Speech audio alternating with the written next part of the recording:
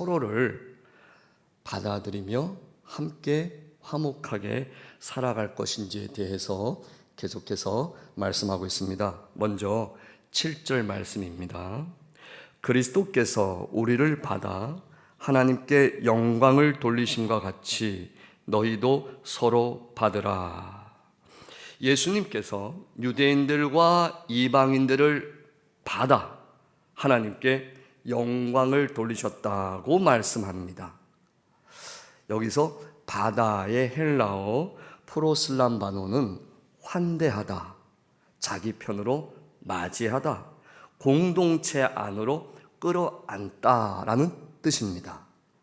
그래서 예수님께서 유대인 출신들이든 이방인 출신들이든 예수님을 믿는 사람들은 조건 없이 예수님의 관계 속으로 환대하고 맞이하고 끌어안으셨습니다. 이것이 하나님께 영광이 된 것이죠. 그러면 예수님께서 무엇을 근거로 해서 유대인들과 이방인들을 함께 받으셨을까요? 그것은 바로 예수님의 십자가와 부활 사건에 근거해서입니다.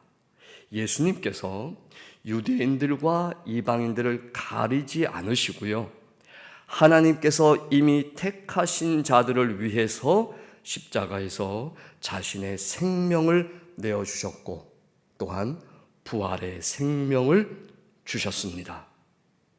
예수님께 중요한 것은요, 유대인 출신이냐 이방인 출신이냐가 아닙니다. 십자가와 부활의 예수님을 믿느냐입니다. 십자가에서 자신의 생명을 내어주신 예수님, 부활의 그 예수님을 믿느냐 안 믿느냐가 유일하게 중요하였습니다. 인간의 죄 문제를 해결하시기 위해서 십자가에서 죽으시사 죄값을 치르신 예수님을, 그리고 죄의 형벌인 죽음의 권세를 대신 감당하시고 그리고 그 권세를 깨뜨리시고 부활하신 생명의 예수님을 믿는 사람이라면 예수님께서는 누구든지 다 받아들이십니다. 그것이 하나님의 뜻이기 때문에 성부 하나님께 영광을 돌리게 되는 것입니다. 좀 더 구체적으로요, 유대인들과 이방인들이 왜 서로를 받아들여야 할까요?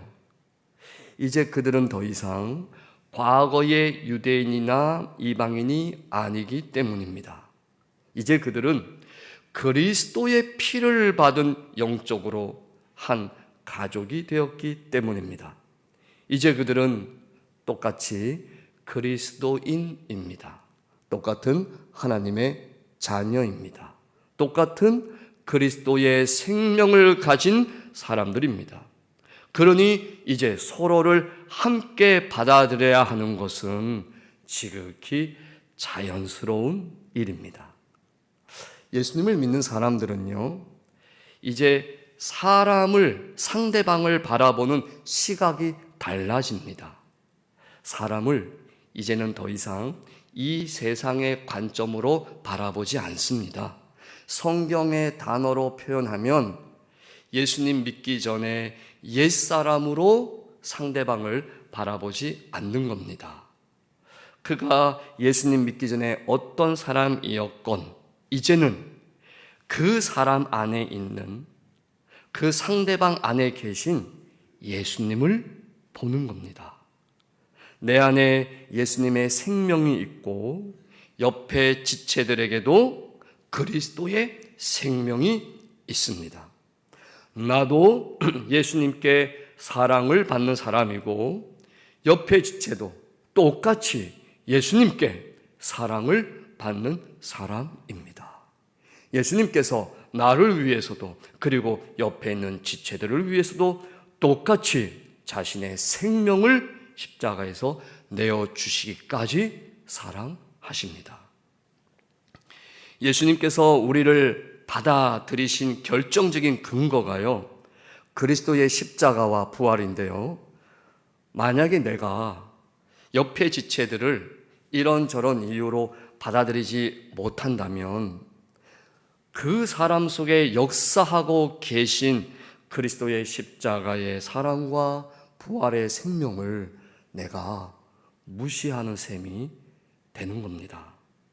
내가 오직 그리스도의 십자가와 부활로만 생명을 얻고 예수님께 속한 자가 되었기 때문에 역시 십자가와 부활의 예수님을 믿음으로 고백하고 예수님께 속한 옆의 지체들도 당연히 우리가 받아들이는 것입니다.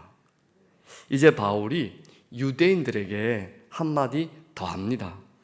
예수님께서 종이 되셨다고요. 8절에 할례의 추종자가 되셨다고 말합니다. 추종자라는 단어는 종이라는 뜻입니다. 그리고 할례는요, 하나님께서 이스라엘을 하나님의 약속의 백성으로 택하셨다는 징표입니다.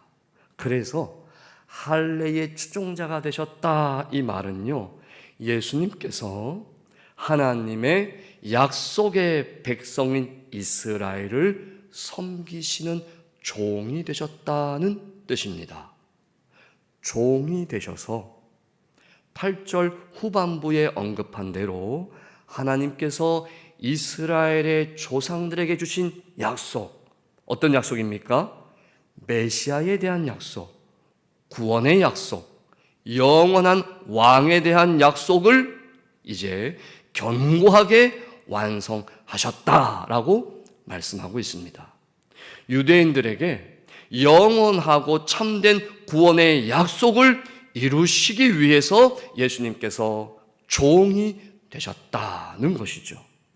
성도 여러분, 나를 위해서 철저하게 낮아지셔서 종이 되기까지 하신 예수님 앞에서 우리가 어찌 다른 사람들을 차별하거나 내가 저 사람들보다 더 나은 사람이라고 자랑할 수가 있겠습니까?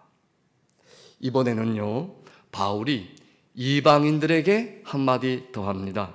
9절에 이방인들도 그 긍휼하심으로 말미암아 하나님께 영광을 돌리게 하려 하심이라.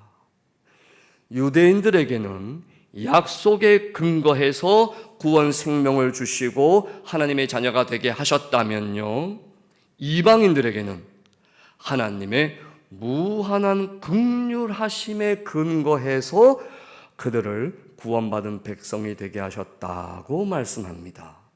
그러니 유대인 출신들은 조상들에게 주셨던 하나님의 약속의 그 말씀과 권위 앞에서, 그리고 이방인 출신들은 하나님의 무한한 긍휼히 여기심 앞에서 서로를 받아들이라고 말씀합니다. 그러면 그것이 하나님께 영광을 돌리는 것이 됩니다. 이제 마지막으로 바울이 4개의 구약의 말씀을 인용하면서 우리 함께 하나님께 찬송과 영광을 돌리자라고 권면을 합니다. 먼저 9절 말씀, 다윗이 고백한 시편 18편 49절을 인용하였습니다. 그러므로 내가 열방 중에서 주께 감사하고 주의 이름을 찬송하리로다. 여러분, 유대인들이 가장 존경하는 이스라엘의 인물이 누굴까요? 다윗 왕입니다. 그 다윗 왕이 열방, 즉 모든 민족들 속에서 그들과 함께 주님께 감사하고 주의 이름을 찬송하니 너희 유대인들도 다윗 왕처럼 이방인들과 함께 주를 감사하고 찬송하라 라고 바울이 말합니다. 두 번째 10절 말씀, 신명기 32장 43절을 인용하였습니다. 열방들아 주의 백성과 함께 즐거워하라. 이어서 세 번째 11절 말씀, 시편 117편 1절을 인용하였습니다. 모든 열방들아 주를 찬양하며 모든 백성들아 그를 찬송하라. 이 두 구절에서 열방들은요, 이방인들을 말합니다. 지금 로마에 있는 이방인 출신 그리스도인들에게 그들보다 먼저 하나님의 백성이 되었던 유대인 출신 그리스도인들과 함께 그리스도를 찬송하며 즐거워하라, 이렇게 말씀하고 있습니다. 마지막 네 번째 12절 말씀, 이사야서 11장 10절을 인용하였는데요. 이새의 뿌리 곧 열방을 다스리기 위하여 일어나시는 이가 있으리니 열방이 그에게 소망을 두리라. 이새는 누구입니까? 다윗 왕의 아버지입니다. 그래서 이새의 뿌리라는 말은 다윗 왕조의 근원을 뜻하는 말로서 참되고 영원한 왕이신 메시아, 즉 그리스도를 의미합니다. 예수 그리스도께서 유대인들과 이방인들 모두를 다스리기 위해서 이 땅에 오셨고 부활하셨으니 그 예수님을 우리 모두 다 함께 소망하라 말씀하고 있습니다. 그러면 그렇게 이방인 출신 그리고 유대인 출신 그리스도인들이 그렇게 이 말씀대로 할 때 어떤 일이 일어날까요? 13절 말씀, 소망의 하나님이 모든 기쁨과 평강을 믿음 안에서 너희에게 충만하게 하사 성령의 능력의 소망이 너희에게 넘치게 하시기를 원하노라. 유대인들과 이방인들이 서로를 받아들이고 함께 그리스도를 찬송할 때에 하나님께서 그들의 믿음 안에 기쁨과 평강을 충만하게 하시고 이 땅에 사는 동안에 소망이 넘치도록 하실 것이다 라고 말씀을 합니다. 오늘 말씀을 마무리하겠습니다. 17세기의 신학자 루퍼트 멜레니우스라는 분이 이런 말을 했습니다. 본질적인 것에서는 일치를, 비본질적인 것에서는 자유를, 모든 것에서는 사랑을. 무슨 뜻입니까? 구원의 핵심 진리에 대해서는 흔들림 없는 일치와 하나됨을, 그리고 그 외에 예배 형식이나 교회 제도에서 나타나는 여러 가지 차이에 있어서는 너그러움과 자유를, 그리고 모든 일을 행함에 있어서는 그리스도의 사랑으로 행하자라는 뜻입니다. 성도 여러분, 예수 그리스도의 십자가의 보혈과 부활에 근거하여 서로를 하나로 받아들이시는 성도님들 되시기를 소망합니다. 우리를 위해 종이 되신 예수 그리스도 앞에서, 그리고 오늘 이방인이었던 우리에게 하나님께서 무한한 긍휼을 베푸신 것을 우리가 기억하시면서 서로를 사랑으로 받아들이며 하나로 세워져가는 우리 서울시민교회 되기를 주의 이름으로 소망하고 축복합니다. 기도드립니다. 주기도문 고백하고 개인기도 드리겠습니다.